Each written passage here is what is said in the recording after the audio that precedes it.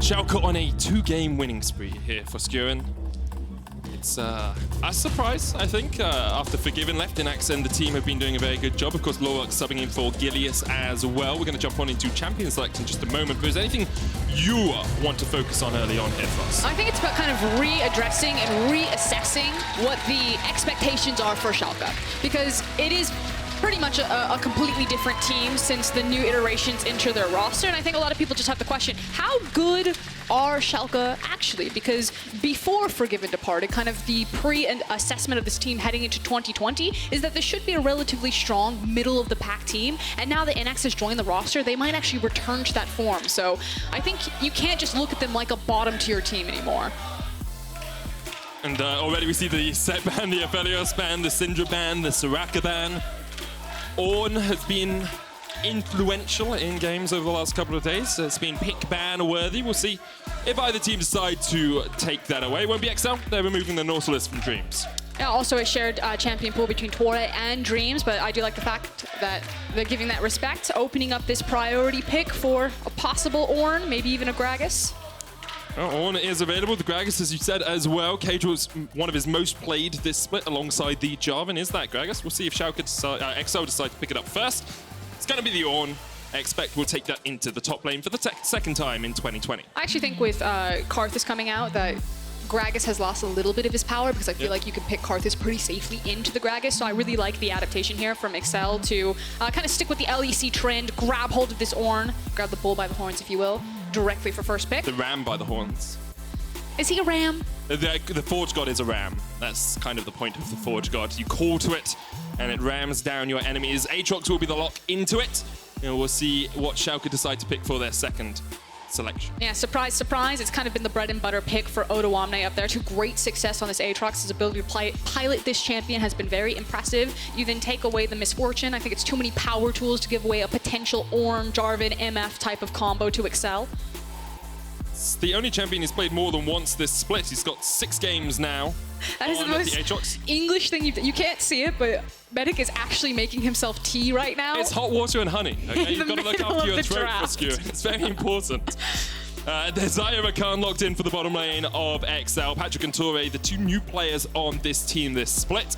They've been having pretty good performances down there. They seem to have relatively good synergy. More than pretty good performances. I actually think that Patrik and Torre are the standout members of this roster. I know that we just heard a ton of praise about Expect. We're constantly talking about how good in the jungle Caedrel is, but for me, Patrik and Torre have been where it's been at for XL. I think that this was the biggest change that they made over the offseason in bringing in new bottom lane, and it's brought the most promise to this roster, especially on a power lover combo like Xayah and Rakan. Torre's Rakan in particular, pretty nasty. We'll see how effective he can be in the team fights as the game goes on. And in the lane, of course, Xayah Rakan, some of the best duelists we have in the bottom lane. LeBlanc and Azir have been banned out in this second phase after the Braum was locked in alongside the MF. And we'll see exactly if we continue to get mid lane bans, because there are still some powerful junglers available, and the Olaf is one of them. Schalke will remove that from the pool. I just think it's really difficult. Both Abbedagge and Mickey have shown pretty large and sometimes unique mid lane champion pools. Mickey, I think, is one of the mid laners that feels the most comfortable with also reaching towards more AD-oriented mid laners, which is why I think Caedrel has had so much success going towards an AP jungler like the Gragas, not just because of Gragas's initial built-in strength. I do doubt that we'll see the Vayne mid once again from Mickey. It didn't work out too well for him yesterday. Sejuani is the lock for Lurox. He'll be taking the ball into the jungle. And Karthus, that you mentioned, the AP threat in that mid lane. Of course, in that jungle, sorry. Of course, Ornn can be flexed into the mid lane as well. So we could have already seen Mickey's pick here. Although he doesn't seem like an Ornn player to me. And there's the Karthus. We've talked about Karthus a lot on this broadcast. I'm sure we'll mention again as soon as we get into the game. It used to be, however, that when you had a pick like a Karthus, you need to make sure that you had pushing priority into your lanes, or at least some way to protect yourself from getting invaded on. I think it's a pretty safe pickup, especially as soon as you see the Sejuani here. So I really like the composition that XL have put together. I think it's really balanced, has great late game scaling potential, and they don't just hard lose lanes. They should actually neutralize a lot of these lanes and not get bullied around in the early portions of the game. Well, we'll see if Schalke have anything special to bring out against the Ornn in the mid lane. It's going to be Victor. Abbedagge has played that once already this split. It was yesterday in their game versus Vitality, and they won that one, so maybe it will work out for them. He's very good at controlling team fights with the Victor, has great zone control. And as the XL fans start to uproariously chant for their team, and then quiet down as soon as I start talking about them chanting. Talk to me about what the Schalke composition wants to do. I do want to focus in on Abbedagge, on the Victor. We heard yesterday that Victor is kind of one of his signature champions. We just talked about the comfort that he can display on that champion. It's really hard with them. Yeah, well, I quite enjoy it. I'm a big football fan, big rugby fan, and chanting is just part of the atmosphere that you develop there. I remember when we were in Athens, listening to the crowd just cheer along. Was incredible. And both these teams will be hoping they can make it to Budapest at the end of the split, but both of them have a long way to go. XL sitting at 4 and 5, Schalke sitting at 2 and 7. Back to Schalke's composition, however. So you have Abbedagge onto the Victor, you have the Sejuani there. We've kind of seen the tail signs of how well these teams or these champions can synergize together into team fights. In terms of pre-team fight phase, there's so many options for Sejuani to attack either way. We've seen a lot of value when you attack Karthus in the jungle. You get in his face, you try to disrupt him. We saw Xerxes be very effective on the Nidalee pick into Karthus just yesterday, and so our eyes will be on Sejuani. Can she give Caedrel a hard time there, either by unlocking one of her laners, walking into his jungle, or is Caedrel just going to get to speed run, jungle done quick, through to level 6 and start impacting the map? Eyes on the junglers early on. Eyes on Schalke. They have a 3-man group down towards the bottom side. You can see Innaxe, Odo, and Dreams all here, but Lurox is on the top side, maybe expecting Torre to go for a jump across the wall. And he does also have Sweeper right now on the Rakan. Usually pretty indicative that a delayed invade could potentially come out. Is he going to do it? Dreams is there. Odoamne has started to go back towards top. He hasn't scaled an ability yet, Torre. Obviously, you'd think that he would be going for the invade if he scaled his hop. I'm watching him, don't worry. We're all watching him. There we go. About to hop over the wall. And now Lurox will come down and join his team. There are no wards here for Schalke. Actually, Lurox deciding to start at red buff means that this could be a very powerful invade for XL. Said how much that Sejuani wants to set the Karthus behind in the jungle, but this could be great. Yeah, so here comes the delayed invade. We talked about the sweeper. Torre is now using it. He's going to catch this ward. They're clearing it out. And if Caedrel is super successful here, he's going to pick up this blue buff and then be able to not just play a split map, but kind of race back over to his blue buff and potentially get a 3 buff here on Lurox. If Lurox can very quickly do his red, maybe hop the ward, you can see already that Caedrel has placed, excuse me, not Caedrel, Expect has placed Vision in the river here to catch if Sejuani is going to go across and try to contest the blue. Let's have a look. Lurox able to dodge away from some of it. There he goes, pinged out straight away. Is Expect going to come down and try and fight over this one? Doesn't look like it. XL will just use the knowledge that they have. Trading coming in as exhaust straight away from Dreams. One more auto will get the stun onto Patrik, but the Guardian proc will keep him a little bit healthier than he could have been, and that's okay for the XL bottom lane. A summoner burnt by Dreams. So it isn't going to be a 3 buff. It is instead going to just be a split map scenario here. So Caedrel will return to his jungle, probably power farm, reset, and then continue to farm. The nice thing is we talked about the pushing power, the fact that not only do XL just have champions that scale exceptionally well into the late game, they also have champions that can dominate lane phase, like Xayah and Rakan when you get this duo. They're one of the few champions in the game that just, that 2v2, you can't outpush it. No matter what you do, you will never beat its push. The split push does mean that Expect has to play just that little bit safer in the top lane, though. He knows his jungle is not going to be up here soon, and Lurox will be spending a lot of time on that top half of the map. Well, we can talk about some gangplank mechanics. I'll hold it, though, as Torre goes in. That's going to be okay. It's just a little bit of a trade as Patrik takes a bit of damage back. Concussive blows will proc in the end. And the Xayah Rakan, just doing Xayah Rakan things. As Rakan here, you just want to jump in, see if you can get a trade-off into a Braum. It's a little bit tricky because he puts up the Unbreakable, and then your Xayah's damage is mitigated quite a lot. So we're going to peek up over on Expect here. You talked rightfully so that in a split map, when he's playing weak side, his jungler will not be spending a lot of time on the top side of the map, which makes it weak for him, that he needs to be careful. So talking about Gangplank mechanics, and if you yourself don't play Gangplank, it's a champion that we see a lot, but you don't really get to go super in depth with him. I'm trying to buy some time because it looks like Sejuani's going to visit him, so I'll hold the point for a second. Expect has the flash.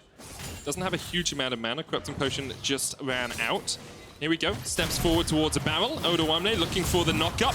Expect trying to dodge around. TP already used. Expect's going to be dead before that TP even comes out. He manages to survive with the remove Scurvy, and Caedrel is here. Mickey won't land the knock-up as Lurox was just to the side of it. Mickey decided to go into his pillar instead of into the wall. And because of that, I think Lurox is going to get out of this one. Just dodges the final late waste. Really well done there. Odoamne stopping Caedrel in his tracks, making sure that that final Skittle couldn't find Sejuani there, so she managed to get out. But two crucial mistakes coming out of Excel. Expect opening himself up to a gank like that. Usually with Gangplank, you actually place the barrel behind you onto your minions when you have to play weak side, because you can get the movement speed from the barrel and you can use it as a disengage option. Expect has actually been using his barrels really aggressively to contest the push, which opens him up to a situation like that. Then the second mistake is Mickey's teleport comes in, he doesn't find the CC against the wall, and it means that Schalke are completely unpunished for a very successful gank top. Bit of a decision-making error there for Mickey. You have to feel afterwards. Expect teleports into the mid lane to catch the wave so they don't lose out too much in terms of CS. But of course, that first kill will mean that Schalke have about a 400 gold lead. Expect has got a cull. He'll be trying to stack that one up as quickly as possible to get towards that late game gangplank. Now, Lurox is here. Has the smite. We'll be looking for the steal. Caedrel doesn't have a smite, so Lurox, if he could have got close enough and if that Scuttle Crab had been low enough, he could have stolen it away. Another crab. The team is here. I believe the Death Ray got that. I'll have a look as Dream splashes forward. They're looking for Mickey. Mickey's going to flash himself and should be able to escape the four-man squad. Oh, Lurox. Yep, stuck on the pillar. It's between a rock and a hard place, you might say, there for the Sejuani. Things are going a little bit sideways, however, for Excel fans right now. That's kind of like two big skirmishes back-to-back that it feels like Excel haven't been on the winning side. Also, the salt in the wound that you were correct, the Scuttle Crab was picked up by Schalke there, and so many flashes expended, Mickey in particular not having access to his. I'll peek in and see what Mickey's maxing on this Ornn. He's also going for the Q. Gets a little bit of extra poke in the lane. Odoamne's going to pop the world end. Expect just about gets out. That you can see Odoamne will have total control of this lane. Expect has the cannon barrage, so can clear out the wave if it pushes in. And this is kind of best case scenario for Schalke, is not allowing Excel's composition, these laners, to just kind of neutralize or survive the lanes. Because we talked about how Excel don't just hard lose it, that they have the potential that they can survive here, but it is starting to get tipped relatively quickly. Mickey not having access to his flash means that he's going to have to be much more careful right now, and Odo now getting a lot of chunks out of Expect and really starting to punish him. And Lurox has been in the right position on this Sejuani early on. We wondered if he could neutralize the Karthus. Well, he's been doing a very good job of continually harassing Excel. There's another fight in the bottom lane. Innaxe down to about half HP. Torre continuing to trade. Mickey's dead to the Chaos Storm in mid. Mickey's just losing that fight now. Didn't have a defensive summoner, was running Ignite and Flash off the unsealed spellbook. And what felt like it was very calculated, very controlled initially. You have the split map, Invade comes in. It's like, okay, everyone just kind of play safely. We'll wait until we have ultimates, and then we can team up and start making things happen. Everything's gotten sideways here, as now we're going to find out what happened for Mickey. He eased forward to try and clear the wave, and then just doesn't respect the damage that comes back from the Chaos Storm. Honestly, that was once again a bit of a misplay for Mickey. We saw it in the top lane as he didn't hit the wall with his charge. And then we see it in the mid lane as he goes too deep trying to clear out that minion wave. Caedrel has found a small window here to try to do the Drake. So playing around kind of the one lane that's not on fire for Excel right now, which would be Patrik and Torre, because they're constantly having pressure forward down here. Luckily for Excel, it is an Infernal, so that does feel pretty sweet. But now, what will Schalke get in response, knowing that Caedrel's on the bottom side of the map? No Rift Herald for them yet. That's 10 seconds away, but Lurox did go in and take the second bloom. Mickey is up towards the top lane here, just going to use that Scryer's bloom. It looks like Schalke are going to play towards the Rift Herald. All 5 members are now on the top side of the map. Abbedagge in mid, both the bot laner and the support have come across. Should be pretty easy, secure, but they will lose some pressure on that bot lane turret. I mean, you're going to feel super confident to do this because you're winning so hard onto the top side of the map. You look at Gangplank's itemization right now. He's got like a coal, a crystal, and like a sword. It's not a very feels-good moment. So it's a super easy call for Schalke to do this and to continue to accelerate the game. And because it is a champion like Karthus, yeah, Rakan and Xayah are getting a lot of free time for Excel onto that bottom side, but even if Karthus joined them, there's not a threat that you actually trade back a structure. So I think even though it's kind of plates down in the bottom for Excel, this is just a massive win for Schalke, who have so much tempo right now. See the gold differences there in the mid lane. Abbedagge about 500 gold ahead. There's a 400 gold lead for Patrik in that bottom lane, but that's going to get chunked into as Innaxe will start to take some plates. Get at least one here, probably get two. And Innaxe will be able to even out that gold score. Schalke now 1,000 gold ahead. Going to be about 1,300 by the time they take the second plate. So right now, if you're an Excel fan, you need Excel to kind of take a deep breath, reset the map. You now have key ultimates that you wanted initially with the Odoamne ultimate, as well as Caedrel's ultimate now available. You're looking to get priority into the mid lane, unlock Mickey, get him to a side lane, preferably around Patrik and Torre, and then play around, you know, maybe a Requiem snipe or an Odoamne ultimate, or just make sure that Patrik and Torre continue to set up for success. On the side of Schalke, you kind of have your pick of the litter about where you want to start stacking your CC. And it looks like we're potentially going to try to catch out Xayah and Rakan. Lurox has snuck into the lane bush. There's a ward in that second one. Here we go. Patrik, good Feather Storm, dodges out the Winter's Bite and should be able to get away. Ult there, in terms of Lurox trading his for the Feather Storm from Patrik. Still really well done from Patrik. Is able to hold on to his flash right there. I feel like it's hard to go after the Odoamne because he is so tanky, but he didn't have his flash. It's just about to come off of cooldown, so maybe you can say that Schalke didn't pick the right target that they wanted to. It's still never going to feel necessarily totally bad ganking for a Braum, but very hard to crack a Xayah with ult and flash versus the Odoamne without the flash. It's what I like to see if I'm a support, by the way. Torre was backing. Patrik eats the Winter's Bite so they can get the combined recall back. It's always the little things that show the synergy between the two bot laners. Now Schalke may be looking down towards the bottom lane, as Expect is in a 1v2 scenario for the moment. Good read, however, because Excel have their team members waiting in the wings. Caedrel comes in time. Lurox was on his way down. Torre with the quickness is in the vicinity as well, and Schalke disengage. And reminder, Excel kind of went sideways into the lane phase, but in terms of if the game stays static like this, it feels much better for Excel. The charm into the knock-up, into this brittle proc, and Expect gets the kill with a cannon barrage. Really good read on the map. It was Torre and Caedrel that were responding to the pressure point that Schalke were building in the bottom side of the map to gank Expect. They don't realize that Torre is unaccounted for. He sets up a pick into the mid lane, and Excel are kind of right back in control. They had lost it for a little while, but both hands are now firmly back on the wheel. And again, if the game just stays in this very calm cruise control, Excel's composition is the one that I favor to run away with this. So there is a bit more pressure on Schalke to get creative about how they're going to crack this. I really like the layering of CC here. You see the Call of the Forge God coming out. Torre gets the quickness in before Abbedagge can flash away, and then he's just knocked airborne for the entirety of his death. That was the bounce house, is what I like to call that combo. Bouncy castle is what we call them in England, because we have castles there. You Americans don't have that many castles. I don't think we have any castles. Well, you got White Castle. Howard and Kumar took good. That may be the most American thing. Expect has now got a Sheen and a Phage in this bottom lane, still stacking up that Cull. There's a 23 CS lead for Patrik, with all the swords he could get in his inventory. With the Rift Herald being used in the top lane, this turret may fall. I think it's only going to be 2 plates that are taken. Yeah, Schalke don't really want to push their luck right now because Abbedagge has committed to pushing the mid lane, and they know that Mickey has first access to rotation. So it's just going to be the charge from the Herald without any sort of follow-up from Schalke's members. You can see where that CS and that experience is being funneled. Abbedagge and Odoamne, the only 2 players at level 10. Expect is almost there.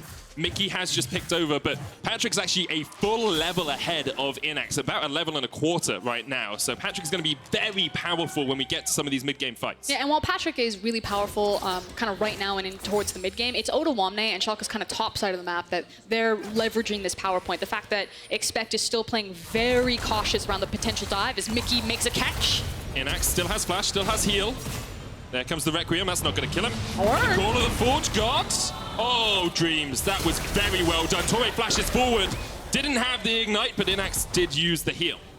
Some fancy footwork, really feeling himself right there, Torre, to try to force that one. Meanwhile, it does mean that Schalke, again, continuing to win on the side that Odoamne is on. They trade it for the Drake, and now will threaten Expect. Expect should have heads up that this is here. He's got Cannon Barrage in about 5 seconds or so. Odoamne's already popped the World Ender. Lurox has the Glacial Prison, going to use it. Expect will flash away. And you can see very clearly the size of the map the teams are playing around. We noticed it even from the first invade where they split the map. Schalke's strong side is the top side, or Odoamne. XL's strong side is Torre and Patrik, and that is who they are trying to funnel as much gold as possible into. But there is still kind of a timer here, as both ultimates are actually being used to clear the wave. Innaxe using his ultimate top lane to dissuade Patrik and Torre, while Expect, our picture-in-picture there for the observers, using the Gangplank ultimate to mean that Odoamne can't just take that tower. And now XL are actually really trying to punish Odoamne's extension here. Yeah, he went to try and proxy farm that second wave. Expect is on the way. Mickey doesn't have Call of the Forge God, so shouldn't be able to chase this one down. Kind of trying to distract Schalke from taking first turret of the game as well. But it's a really good example of kind of the tools that XL have on their composition to, again, neutralize a lot of the power that Schalke have at this point in the game. The fact that you can use the Gangplank ultimate defensively like that to just absorb a lot of the time that Odoamne had spent down there onto that tower. And it is still a timed clock for Schalke. They still really need to break this game open to a lot more success, which mid-game, you talked about it, is really strong for them, waiting for Innaxe to make his back, complete that Essence Reaver. Victor as a champion, because of his itemization, how cost efficient it is really strong in mid-game, kind of on the completed or red hex core. So there should be a window where you take your Sejuani, you look at Abbedagge, you say, hey mate, want to hold hands? Let's go find someone to mess up. I mean, it would definitely work out for them. Abbedagge's had a pretty good performance so far this game, so they're going to kill and about a 17 CS lead. The second Rift Herald has spawned, and both the teams will group up towards this top side. Looks like Patrik is going to take the first turret of the game as Odoamne tries to push in, but the barrels will keep him at bay. And the first tower falls for XL.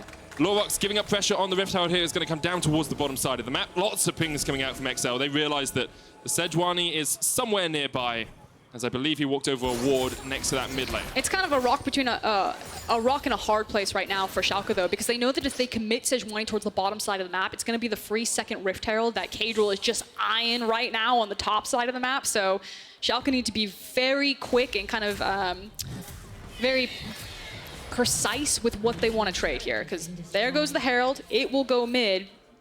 I think Schalke actually just got outmaneuvered on the map. Like, you didn't find Expect. You're not going to take that tower faster than this Herald will. Expect actually saw Lurox walk into the bush, so played a lot safer. The Herald won't be used in the mid lane as the tower falls in the bottom. There's still a 1,000 gold lead at the 16-minute mark here for Schalke. But as you say, the clock is ticking. Piece by piece, XL are scaling. And the gold leads, Odoamne is 1,000 gold ahead. He's still very powerful, but the lead in mid lane doesn't matter as much because Mickey will still have the Call of the Forge God and can still upgrade items as the game goes on. It also just doesn't matter at all now that the Abyssal Mask is complete. Yamato talked about this earlier, but one of the nice things about Ornn mid is just how easily he can itemize virtually into every single matchup, especially when he's against traditional mages like the Victor. Having the Abyssal Mask, and now he's got the Merc Treads on top of it. He's going to have some armor in his back pocket. He's unmovable. You can't do anything to him. Mickey would have to dramatically mess up and be hit for probably like 30 seconds to die. I doubt he's going to allow that to happen. Has had a couple of misplays this game, but we'll see if Schalke get a lot of time with the tank to take him down. XL are playing around the bottom side. Mickey's going to try and defend here. The turret will fall pretty rapidly, but he's been able to clear out some of those minions. Tower goes down in mid. Mickey finally hits level 12, and once again it's Patrik who is being funneled the farm and funneled the gold for XL.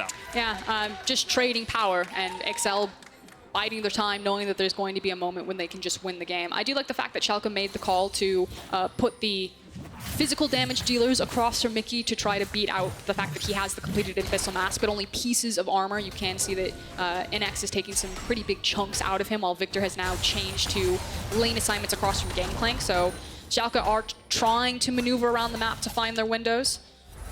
It's very difficult to do, though, because XL have 2 globals. They have a long-range ultimate engage from Mickey as well.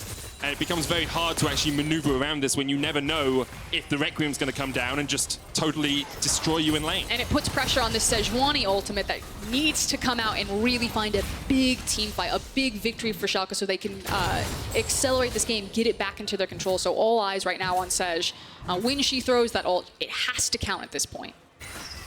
Well, we have the Black Cleaver complete on Odoamne, Essence Reaver now on Innaxe, upgraded Hex Core for Abbedagge, but on XL.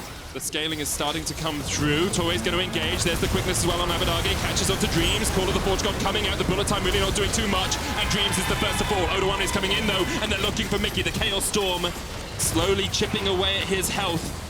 But in a pure 5v5, XL strike first. That said, Schalke still have the Sejuani ultimate, so they can feel confident to attempt to look for a re-engage here. But because of the Herald and the priority in mid lane, XL, perfect to the basics. They say, don't move towards the Drake. Sejuani still has ultimate. Instead, force Schalke to respond to our pressure in the lane phase. Get this, then rotate towards Drake. Right, Lurox could use the ult, but that's a second turret fallen already on this push. Patrik still has his Feather Storm, so if they try to catch out the Xayah, who's probably the strongest member of XL right now, it'd be very tricky to do. And because Schalke realize they cannot take the fight, the Cloud Drake will go down. XL will have their second dragon of the game and are now 1,300 gold ahead. Take another look at the team fight. We'll see what happens here. So much damage actually goes down on Abbedagge without any of the backline really hitting him. Patrik initially throws out some feathers, but Innaxe's ultimate actually zones Patrik away from the fight where he just stands on the other side of the bullet time. But the Ornn and the Karthus are doing so much damage by themselves that it didn't really matter. And we already talked about the fact that Lurox held the ultimate, didn't find an opportunity that he liked to throw it with Sejuani, so we said that that was a big key responsibility for Schalke because timer's on them. They needed to make a hard engage really matter to get a foot back into this game, and they didn't even bother to pull the trigger. Weren't able to find the connection that they were looking for. They do still have a few opportunities, but it is slowly slipping out of their grasp. Iceborne Gauntlet will be on its way for Mickey. Decided to upgrade that instead of going for a Sunfire Cape, which is sometimes what we see from the Ornns. I think I would have preferred him just to be an outright tank. There's a lot of damage on his team. I'm not sure he needed to go Iceborne, but it's Mickey. It's just a Mickey thing. Yeah, just the Mickey thing.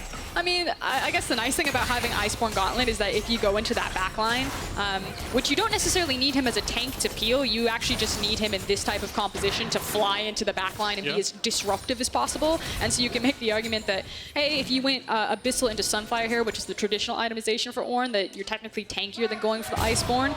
But because you have so much protection on Xayah that if you actually just fly into the backline and have the Iceborne Gauntlet, you could stick to your targets a lot more effectively. Do a bit more damage. What are they saying? Patrik's on fire, and I think they were saying Forgiven is terrified, which is... That hurts. That card's real deep, Shrek. That card's real deep. I'd like to request a new lower third for endgame. I want the lyrics for the different Deems chants. Oh yeah, that's what we need. We need all of the chants like a sing-along down at the bottom, and then you have the little sing-along popping along as we go through. Used to do that all the time with like Disney movies when I was a child, like the Jungle Book and such. You just sing along. It was great fun. XL setting up around the Baron, as to be expected at this point of the game. And speaking of expect, he's down here in the bottom lane. He's starting to get up towards that second item, probably in a position now where he can trade with Odoamne, or at least keep Odoamne at bay. And that's kind of the key thing. Level 13 is the big level for Gangplank, because obviously the recharge time on his barrels is 2 times as fast as it is initially, so he can start doing some of those really fancy barrel combos. So level 13 is actually the big power point when Gangplank wants to group up with his team and be really devastating with barrels. As opposed to just kind of using your ultimate cross map and just being a farm soak until this point. But there shouldn't be a time when Odoamne, like obviously if Odo gets a hold of him, it's still going to be scary for Expect, but at this point Expect can choose if he actually wants to fight Odo or just walk away from him. Like what sort of barrel combos would you be looking to do as the Gangplank? I know you have a few that you recommended to me if I ever play Gangplank in solo queue. The nice thing is that, again, because the charge timer before the barrels are ready to be procced is 0.5 seconds, you can actually do the 3-barrel combo at this point, maximizing the range. Usually with the Gangplank, you want to hide your barrels as well as possible.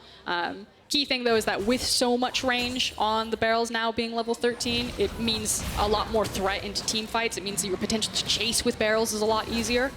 So across the board, Gangplank just has a lot more versatility of actually wandering over to his team and participating.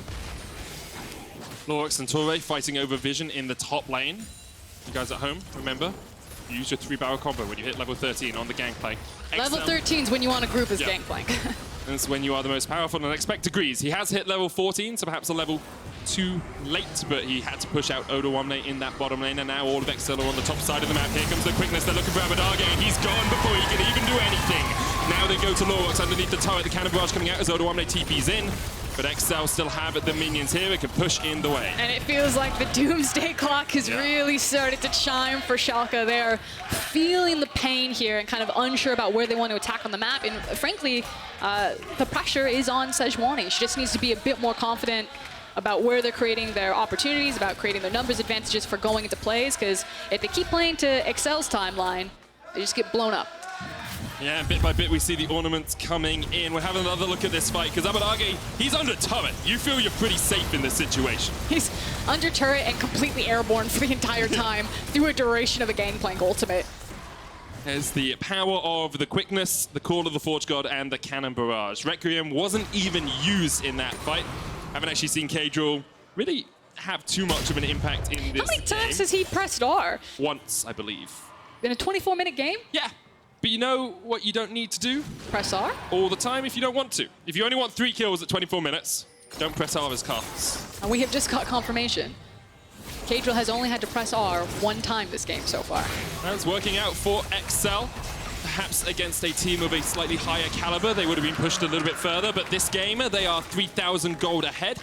They have their 3rd dragon of the game. And now, you know what's even better for them? That R is off cooldown even more often, Frost. Cloud Drake is so good for Ornn Karthus combinations. And Torre. And Expect. It's so good for their entire team. I feel like Ornn's the perfect champion for a player like Mickey because he's so like, I'm going to call it beast mode. Oh, Telepulse coming in behind them here. Expect trying to catch out Abbedagge, but perhaps didn't realize that Lurox was waiting in the wings. Expect eats the oranges a little bit early, but it manages to flash across the wall. A lot used there to keep Expect safe. His flash, his TP, his cannon barrage, the call of the Forge God, all popped. But the Glacial Prism was used by Lurox alongside the Chaos Storm from Abbedagge. So the big cooldowns obviously still left available is going to be Innaxe with the bullet time, which is why I think that XL aren't pushing their luck looking for this this Baron here. So for a small, brief window, due to these cooldowns, Schalke are going to feel confident. You know how brief that window is? We've already had over half Mickey's ult cooldown gone. He's going to be back up in about 20 seconds or so. Basically, Curse you, no Cloud time Drake. at all. That's what Schalke are thinking. Won their last 2 games in a row after bringing in Innaxe, who they lost their first and then they won the next 2. But XL proving like mightier foes than G2 did last week. I mean, at this point in the game, at least when G2 were playing Karthus, we were like, unfortunately the game's now over. Karthus is going to hit so hard. But technically, Caedrel actually won't hit that hard right now. Yeah. He's got his Oblivion Orb and now his needlessly large rod. He only has the jungle item complete, the Runic Echo, so... He's also only got 3 stacks on his Dark Harvest. He actually won't hurt that bad. So team fights aren't actually as out of control for Schalke as you could normally feel at this point in the game when a Karthus is there. So I still feel like Schalke have a chance here. There's still time. It definitely is. The clock is ticking still. We have the Molten Edge complete on Patrik, the Trinity Fusion on Expect, those Ornn upgrades starting to rattle on through, and each of them, you know, about 1,000 to 1,500 gold worth of stats. Torre's going to step on a ward here and dodge away from the Winter's Bite. XL continue to play up towards this top side. It's actually Mickey who's answering Odoamne down towards the bottom. They want Expect there because he hasn't got his teleport, and Mickey, with the Unsealed Spellbook, does have one of his own. Oh yes, and back to my point about Mickey and going beast mode on Ornn. Because Mickey likes to play so aggressive and so forward, am I going to get time to talk about it? Yes. Ornn is a perfect champion to kind of band-aid how aggressive Mickey is because he's impossible to kill. Mickey can do whatever he wants. He can go wherever he wants. And Ornn will just walk away. You know who else he could play? Mundo. Yep, goes where he pleases. That was an easy joke. Thank you. Synergy, Frost. Synergy. Set you up for it as Caedrel sets himself up for a bit of disappointment as he has to flash away. The Glacial Fisher in the Glacial Prison not getting the Glacial synergy they wanted, but it does mean that Caedrel no longer has his flash. Torre's going to step forward here. There's a blast cone for him. And Rakan very slippery anyway, so it'd be quite difficult to keep him under lock and key. How frisky are you feeling, XL? Super frisky, I hope. I mean, at some point, they're actually going to have enough damage that if Schalke lose vision control over this, they can effectively kind of 2-man or 3-man this Baron. I mean, Ornn plus anyone could probably 2-man it. I Maybe also not just think the like Rakan. Karthus' damage repeatedly. Karthus does do a huge amount of damage to single objectives if they're standing by themselves. Of course, the lay wastes do more. And it's about still that 2,500, 3,000 gold lead for XL, but the tempo of the game, I was going to say is slowed down, but it's been pretty glacial pace throughout the entirety of it. We've had 5 kills in 30 minutes. Later on today, we'll see perhaps a game with more action as Origin and Fnatic face off in the game of the week. But inaction doesn't mean these teams, the XL have played this incorrectly. I want to put that out there. XL have played exactly to their win conditions. Steady, slow, scaling up. Where Schalke just haven't found the opportunities they would have wanted. There was a bit of off-roading in the early game for Yes, XL, but we have gotten back on the track if you're an XL fan, whereas Schalke, it's not for lack of trying. They have seen their windows and they've tried to take their shot. Unfortunately, the execution has been lacking. There's been some indecision. It's still a lot better than we were seeing from Schalke in previous weeks, trying to find that proactivity. As here we go, you had the buys now coming from Patrik. He was missing one of his attack speed items, but you can already see now that he has kind of the 3 core itemization on Xayah, as well as that Molten Edge that you were talking about, the upgraded Infinity Edge. XL are now feeling very confident that time is up. Our composition feels very powerful right now, so let's go for it. XL also have the option of trading the Cloud Drake if they wanted to for the Baron. Mickey is going to get locked up in place here. It's going to take them a long time to kill him. He flashes can go into the Infernal Chase. wherever he wants. He can go. Call of the Porch God was blocked by the Unbreakable. Unkillable. And with Caedrel coming in with the Wall of Pain, we'll see if XL want any more of this action. They want to fight over the Cloud Drake. Expect takes a death ray to the back. And it's chunked out just a little. He's used the Remove Scurvy to eat up and heal himself up. Schalke gonna start this one up. XL, they don't have to fight for this, but they might still want to. Caedrel is pushing out the mid lane. The Cloud Drake is about to fall. Torre doesn't engage. Dreams with the Glacial Fissure hits 3. There's the bullet time as well. The heal comes out from Patrik to keep everyone topped up. That was well played by Schalke. They get Cloud. That was a situation, however, the XL probably could have played it better if they just wanted to concede the Dragon. Right now, they're trying to use better positioning on the map to get first access to this Baron and just try to burn it as quickly as possible. Now, Schalke should absolutely know that this is happening. Is it gone before they get there? But yeah, it's a little bit too late. It's all on Lurox. He has to get in, but the quickness stops him. Torre dies for it, but he was able to keep the jungler away. XL get the Baron. Odoamne going in with the World Ender. They're going to try and chase XL as much as they can. They don't want anyone getting out alive. Caedrel went to the wrong position and he's dead as well. The Blast Cone blasted him back to death. Now Mickey may be caught out. He's out. Expect gets out. Mickey has been caught out down towards the bottom side and he is going to fall. In the end, Glacial Prison used to make sure they get it. 2 Barons survive for XL. 1 on Patrik, 1 on Expect. And Schalke were able to find a few consolation kills. The nice thing about having it on your top laner as well as your ADC is it means that it's still very easy to spread the Baron buff into multiple lanes. You can send Expect out into a side lane and then group around your ADC, so that's at least a silver lining here, is Schalke recognize that as soon as we reset on this map, the Baron's going to neutralize anything else that we want to do, and we're probably going to have to play on the defensive again, so let's go full aggressive right now, see what we can eke out of this map while we do have power. We'll have another look at that Baron fight. Torre does such a good job of keeping Lurox out of the pit.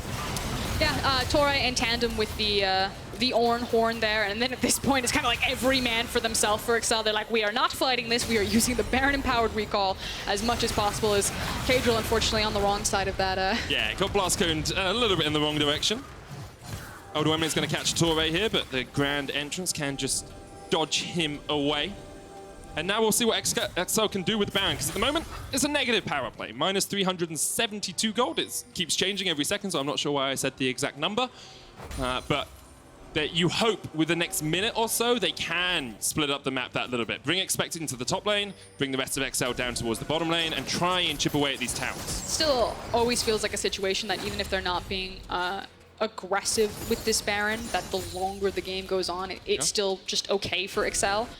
So they don't necessarily have to feel a lot of pressure or responsibility to really make this Baron count, as opposed to if it was Schalke with the Baron.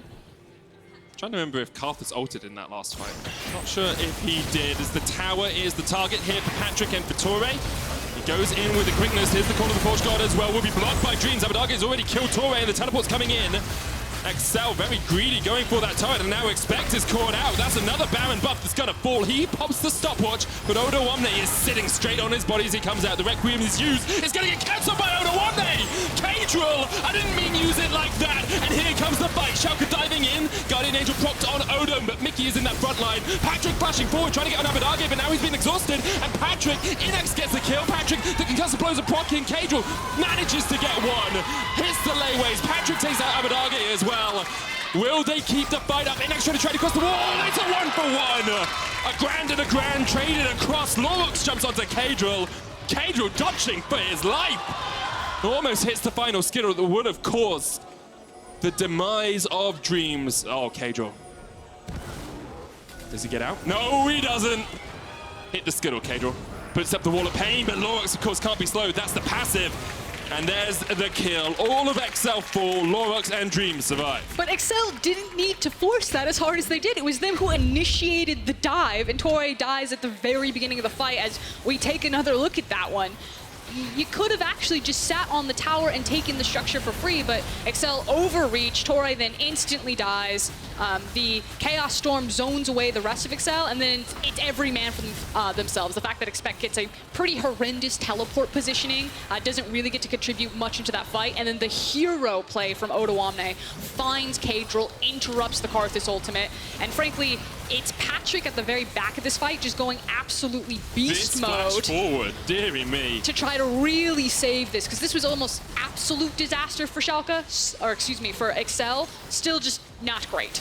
Not great. Not great at all, especially with the advantage they're in. You can see Patrik has a 2-level lead over Innaxe, but ends up being a 1-for-1 in that trade. Of course, Patrik had already killed Abbedagge. I feel like we're starting to notice a trend with XL where it's kind of like if everything goes according to plan, their macro is actually pretty crisp and clean, which is why we consider them in the top of the table of our LEC teams.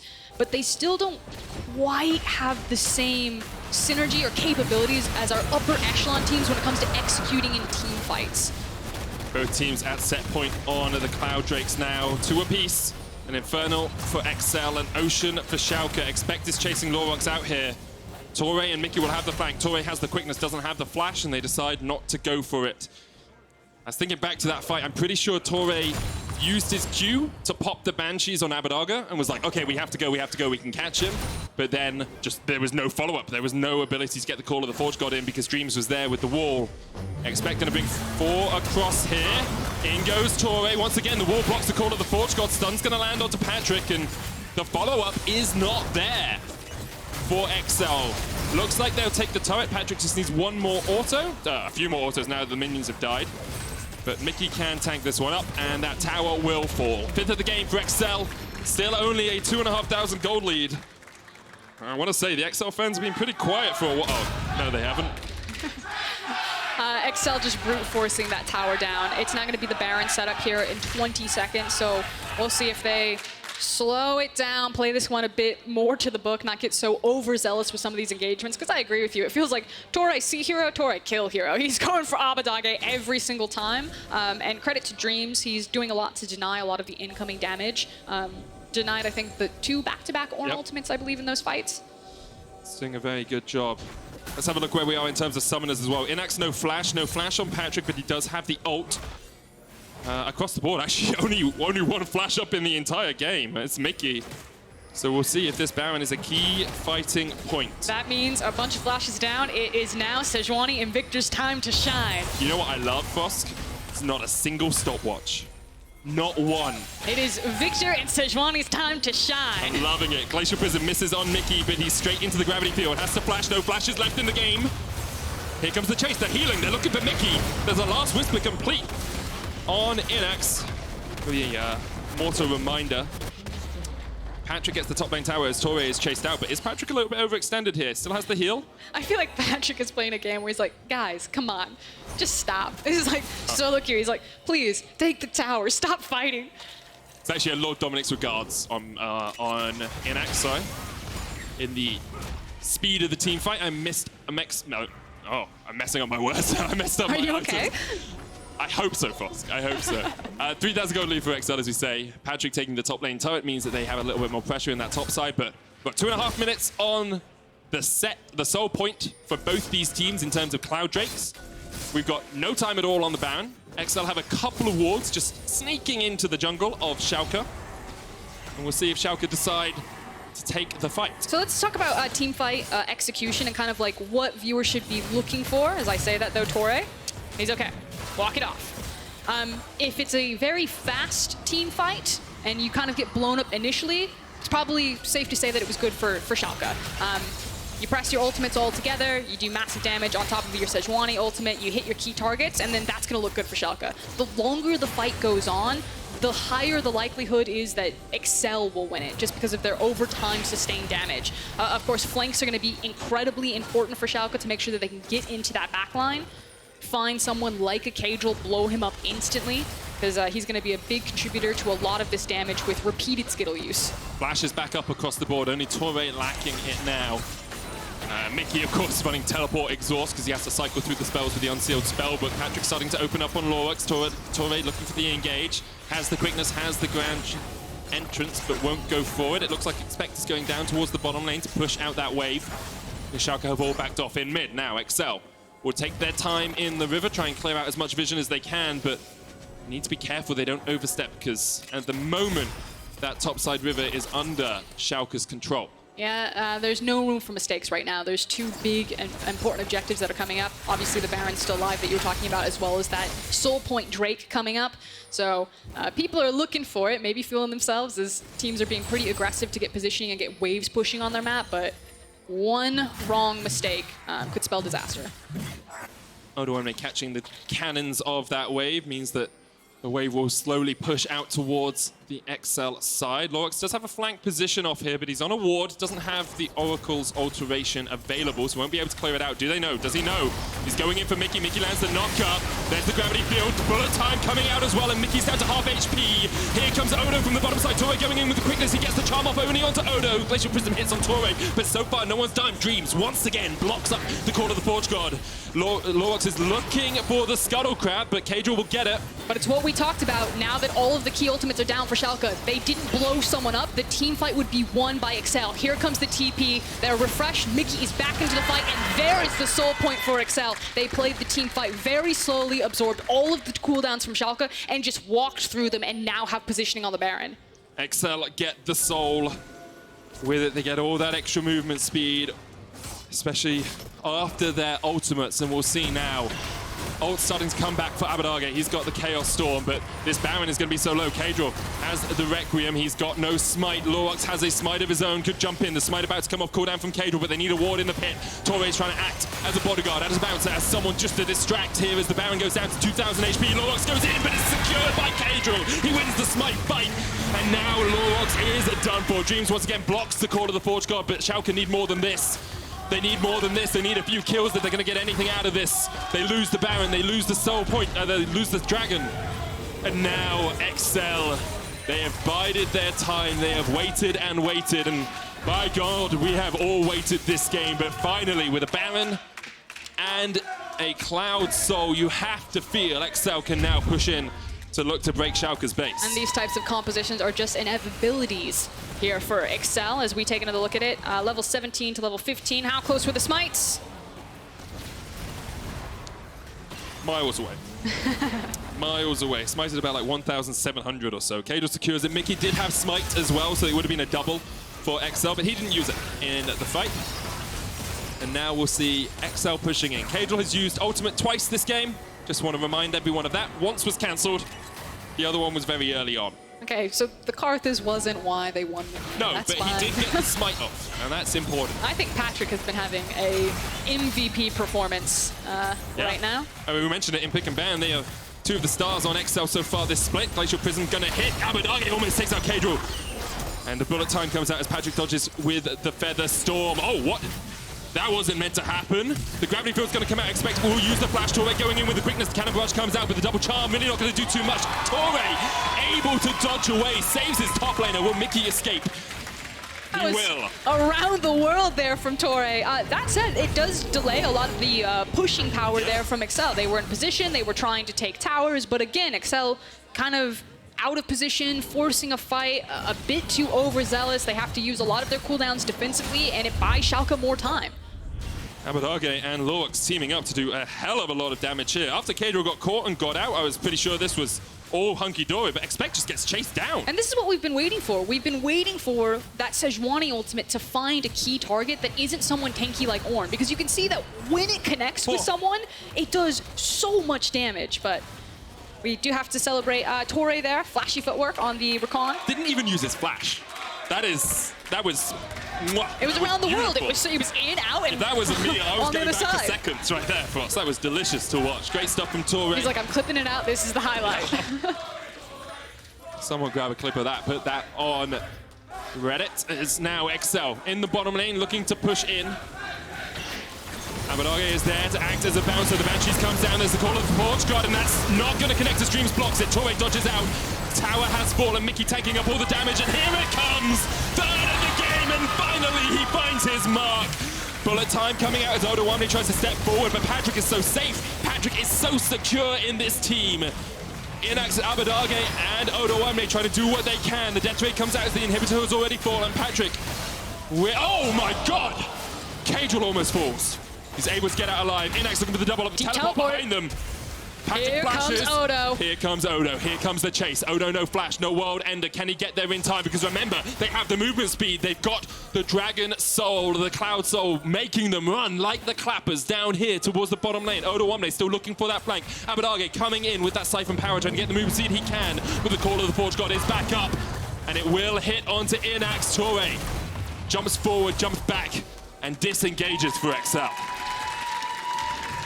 Good heads-up awareness from XL to stay together, to disengage. Still, I think this kind of like tells the story of the game. Half of XL is diving the tower, doing ridiculous damage, and Patrik's just mowing down the tower, takes it, and then turns to the team fight. And maybe it's a situation where you can say Torre and Mickey are just keeping all of Schalke airborne, that it gives Patrik the time that he can take that tower, but feels like there's a little bit of synergy issues. I agree with you. I think these fights have not been... That damage is so gross. Dear me. Abbedagge, he's almost fully built. He's sitting on a blasting wand. I hope to see a void staff from him. Just the magic resist of Mickey would be very good to shred through. Maybe Aleandre's as well, actually. We'll see. He knows his Victor builds better than I know his builds, so we'll see where he decides to go with that final item. We are approaching the end game, by the way, Frost. Second longest game of the split at 45-40. Slow and steady. If it lasts exactly, and I'm slowing down my words to make sure it's exactly 5 minutes more from now, it'll be the longest game of the split. Okay, we have our goal. We've now created a new mini game. There's 30 seconds on the Elder Dragon, so I'm kind of hoping that decides it. Because if you can't win with an Elder Drake, doing something wrong usually as a team. Okay, so what do we need? We need this Sejuani to hit one of those key targets, either Patrik, he does have ultimate, doesn't have flash, and then we need follow-up damage, preferably from Abbedagge, to just immediately delete someone. And Patrik's also running the Mercurial Scimitar, so it's quite hard to lock him down. Patrik's going to step forward for Lurox. Caedrel down to about 2/3 of his HP, hits it on Patrik, but immediately QSS straight out of there. Torre trying to get him from the side. The Blade Caller does not pull back in the right place. Lurox getting chunked out just a little bit. The bullet time really doesn't connect on too much as the cannon barrage was used, and it feels like a whole lot of nothing so far. Mickey jumping forward, stunned up with the concussive blows. Abbedagge is going to try and put some damage back down onto him, but they don't really get enough. And now with super minions pushing in, do Schalke back? Do Schalke defend, or do they push in? Looks like they're going for it. Torre, he's dead. Okay, 5v4 now for Schalke. They're looking for him as Patrik. And doesn't have much. He has no way out of this. He has to do something absolutely miraculous, but can he do it? He's getting a lot of damage down. Here comes the call of the Forge God. Dreams looking to block it up, but can't do it. Patrik's still alive. Patrik's still alive.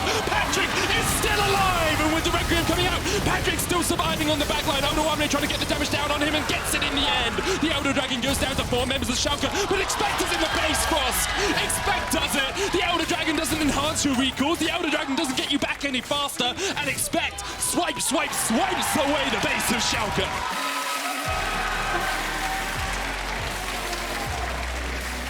And they'll take it. Not the game that you thought it was going to end like that. I have to say it, though. Patrik is so good. Oh, he was so good in that fight. Not even just the fight. He has QSS, and I guarantee in comms, he's walking towards Sejuani, and he's like, it's fine, I have QSS. And he gets the Sejuani ultimate to trade for the QSS, and then it immediately turns into, like, of course then after the team fight, plants his feet, and it's just like throwing out the feathers, doing so much damage, but that was so well played from Patrik. Really good stuff all round from XL. They'll be happy to have broken their 2-game losing streak. Of course, they played up against Origin and G2, so teams right at the top of the table. And now they are on as even, 5-5, just past the halfway mark of the split. Schalke, the miracle run, perhaps has been stymied at the first hurdle. No, I actually think there's good things to take away from Schalke here. I think there was execution flaws. Like, they kept throwing out, fishing for those ultimates, trying to set up these plays, but it just wasn't connecting on the targets that they wanted to. And you saw every time they were able to follow up a CC chain with Abbedagge's damage, it looked really great. Odo was having another great game. So, yeah, it's still going to feel bad that Schalke didn't find another win here, but this team looks so much better in this current iteration. So, it's going to be like a bittersweet thing, but I think that Schalke fans can rest easy at night thinking like, at least my team's better than they were. You know what I mean? It's the glass half full.